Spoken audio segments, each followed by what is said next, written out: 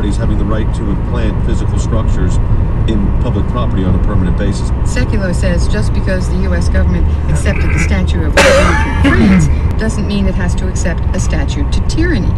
But Walter Dellinger, who represents the Summum religion, counters that the government of the United States specifically adopted the Statue of Liberty as its own, just as it has all national monuments. The city of Pleasant Grove has not done that, probably because it would cause other legal problems.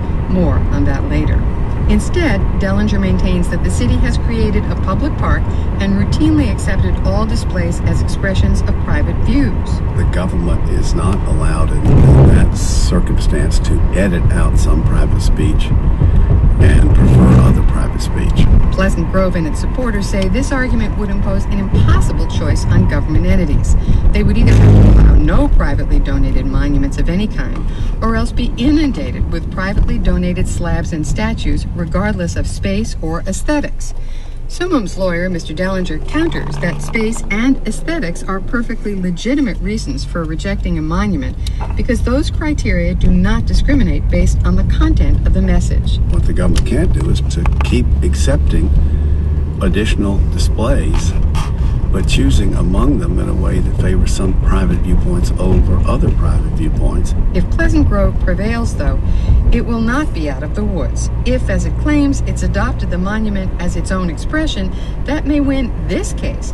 But Summum would almost certainly go back to court, contending that the city, by adopting the Ten Commandments as its own message, is preferring one religion in violation of the Constitution's ban on establishment of religion. It's a Rubik's Cube of constitutional law. Nina Totenberg, NPR News, Washington. And on another question of religion and politics, some U.S. Catholic bishops are expressing mixed feelings about Barack Obama's election as president last week. At their semi-annual meeting in Baltimore, they praised the historic nature of electing an African American, but they also raised concerns that he will make abortion easier to come by. NPR's Barbara Bradley Haggerty reports. When the Catholic bishops awakened on November 5th, two stark realities stared them in the face.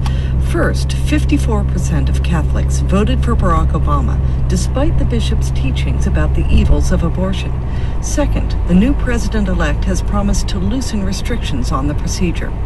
During the bishops' meeting yesterday, one bishop after another echoed the words of Fabian Bruskowitz of Lincoln, Nebraska, who said the church cannot let that happen. One cannot compromise between the fire and the fire department, the fly and the fly swatter.